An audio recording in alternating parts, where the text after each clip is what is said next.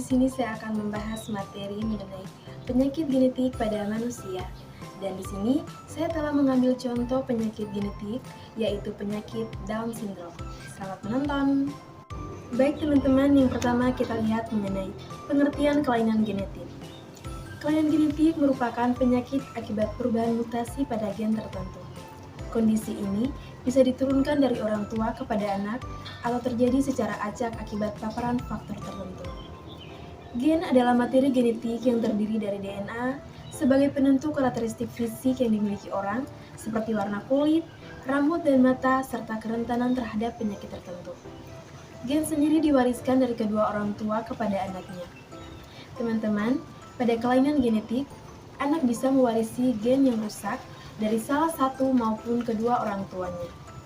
Hal ini dapat membuat anak lebih berisiko menderita kelainan genetik sejak lahir.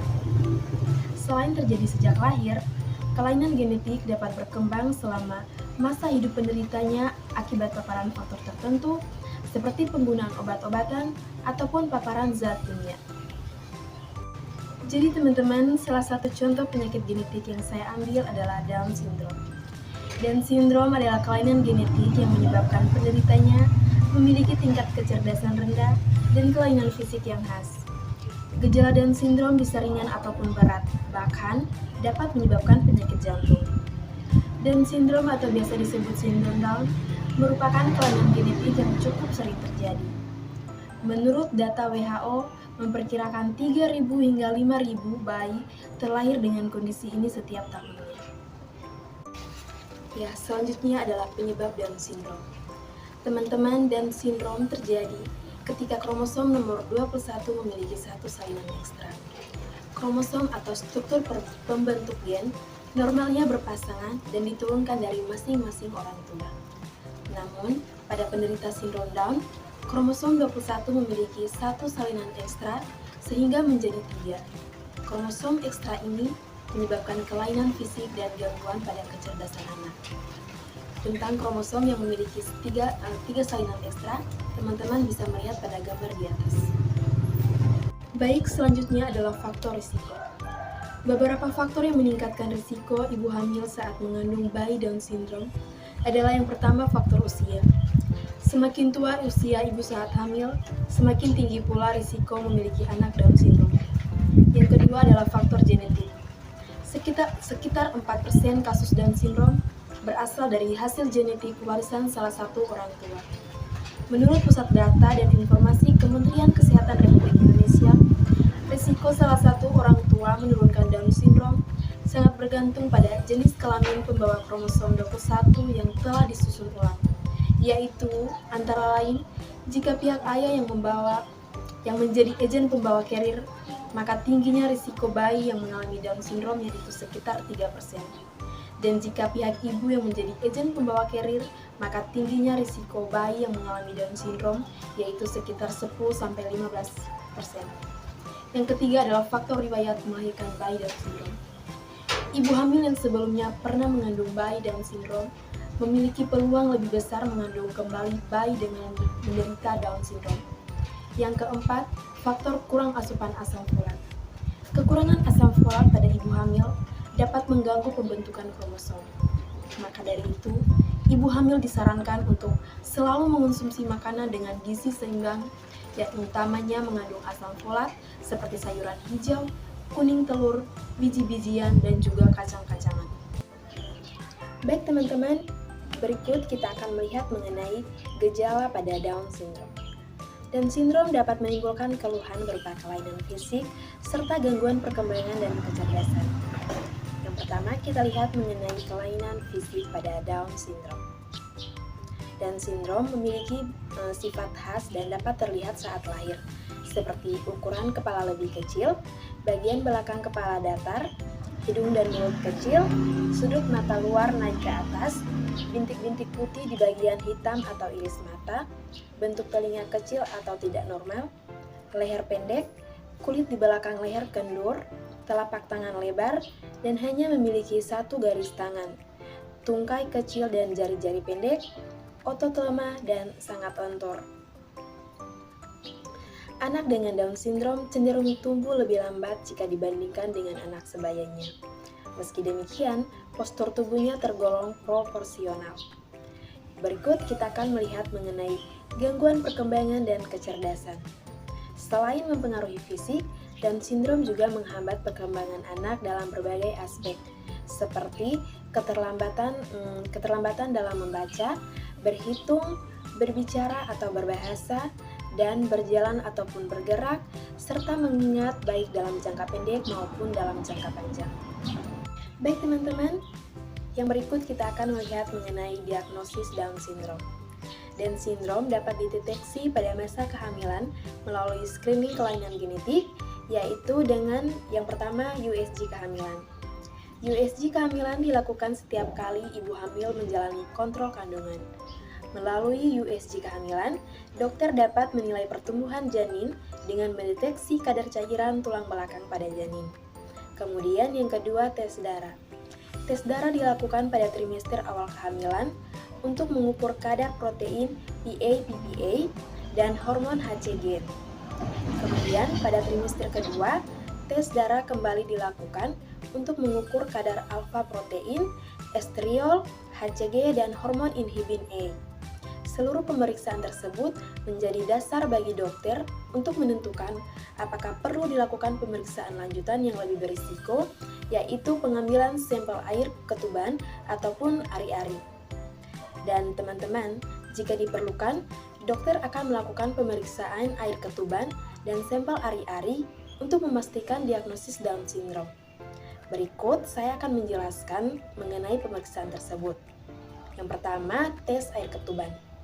Tes air ketuban atau amniocentesis bertujuan untuk mendeteksi kelainan genetik pada janin. Amniocentesis dilakukan pada trimester kedua saat usia kehamilan memasuki 15 minggu. Kemudian pada uji sampel plasenta juga dapat diketahui melalui pengambilan sampel jaringan ari-ari atau plasenta. Prosedur ini disebut chorionic villus sampling atau CVS, dilakukan dokter saat kehamilan memasuki usia 10-13 minggu. Pada bayi yang baru lahir, dokter dapat mengenali Down syndrome melalui ciri-ciri kelainan fisik pada bayi. Namun, untuk memastikannya, dokter akan menjalankan tes darah untuk memeriksa kromosom bayi. Baik teman-teman, selanjutnya kita lihat mengenai penanganan pada Down syndrome. Teman-teman perlu diketahui bersama bahwa Down syndrome adalah penyakit seumur hidup yang tidak bisa diobati. Namun, ada terapi yang dapat dilakukan untuk membantu pasien beraktivitas sehari-hari secara mandiri. Penanganan juga diperlukan untuk mengatasi kondisi yang menyertai Down syndrome. Perlu diketahui bersama, makin cepat penanganan diberikan, kemampuan pasien untuk beraktivitas juga akan makin baik. Adapun metode pengobatannya yaitu yang pertama terapi. Jenis terapi yang diberikan akan disesuaikan dengan kebutuhan dan usia pasien, seperti fisioterapi yang bertujuan untuk membantu memperkuat otot, mengajarkan pasien cara bergerak yang benar, dan menjaga postur tubuh yang baik. Kemudian ada terapi bicara, bertujuan untuk membantu pasien berbahasa dan berkomunikasi lebih baik. Selanjutnya ada terapi okupasi, yaitu untuk mengajari pasien cara menjalani aktivitas sehari-hari, seperti makan, mengangkat atau meletakkan benda dan berpakaian. Dan terakhir, ada terapi perilaku yang bertujuan untuk mengajari pasien cara merespon sesuatu dengan positif, terutama pada pasien yang mengalami frustasi, gangguan obsesif kompulsif, atau ADHD. Baik, penanganan yang kedua yaitu dengan memberikan obat-obatan. Selain terapi di atas, dokter juga dapat memberikan obat-obatan seperti obat diuretik dan digoxin pada pasien Down syndrome yang mengalami kelainan jantung. Kemudian ada obat levothyroxine pada pasien sindrom Down yang mengalami kekurangan hormon tiroid. Penting untuk diingat, pastikan untuk berkonsultasi terlebih dahulu dengan dokter sebelum memberikan obat pada anak yang menderita Down syndrome. Hal ini untuk mencegah terjadinya interaksi obat ataupun efek samping yang tidak diinginkan. Kemudian pada penanganan yang ketiga yaitu dengan operasi. Operasi dilakukan untuk mengatasi kondisi yang terkait dengan Down syndrome, seperti pada operasi duodenal atresia, yaitu kelainan pada duodenum atau usus 12 jari.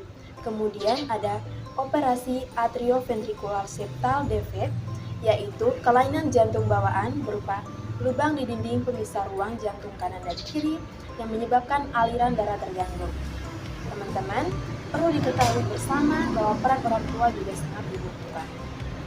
Beberapa hal yang dapat dilakukan orang tua dalam mendampingi anaknya yang menderita Down syndrome, yaitu dengan berbicara jelas dan perlahan agar anak bisa menirunya. Kemudian, mendorong anak untuk menjalani gaya hidup yang aktif dan sehat. Kemudian, ada mengajak anak bermain bersama, bisa dengan membaca ataupun menyanyi. Kemudian mengajari anak dengan memberikan contoh daripada menyuruhnya. Dan terakhir, orang tua bisa memeriksakan anak secara berkala. Baik, yang terakhir adalah komplikasi pada Down syndrome.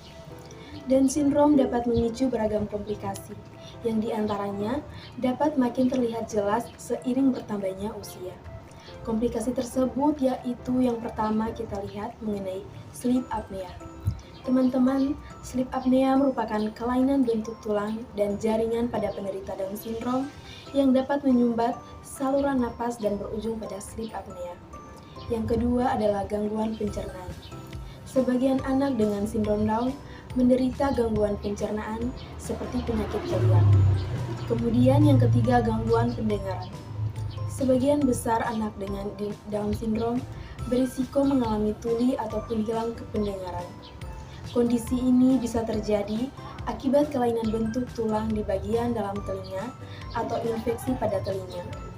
Kemudian yang keempat adalah gangguan penglihatan. Lebih dari setengah penderita Down syndrome mengalami gangguan penglihatan seperti katarak, rabun jauh, rabun dekat, ataupun mata juling. Yang keempat adalah hipotiroidisme. Penderita sindrom Down dapat terkena hipotiroidisme atau kekurangan hormon tiroid. Kondisi ini dapat terjadi sejak lahir atau berkembang seiring bertambahnya usia. Kemudian yang keempat, penyakit Alzheimer. Penderita Down syndrome cenderung terkena penyakit Alzheimer seiring bertambahnya usia. Yang keenam, gangguan mental. Anak dengan Down syndrome berisiko mengalami gangguan mental seperti gangguan obsesif, kompulsif, autisme, depresi, dan gangguan kecemasan. Yang ketujuh adalah kelainan jantung. Sekitar setengah dari anak dengan Down syndrome diketahui terlahir dengan penyakit jantung, sehingga harus menjalani operasi. Teman-teman, gangguan lain pada kondisi yang juga berisiko terjadi pada penderita sindrom Down, yaitu leukemia, obesitas, demensia, penyakit autoimun, dan juga epilepsi.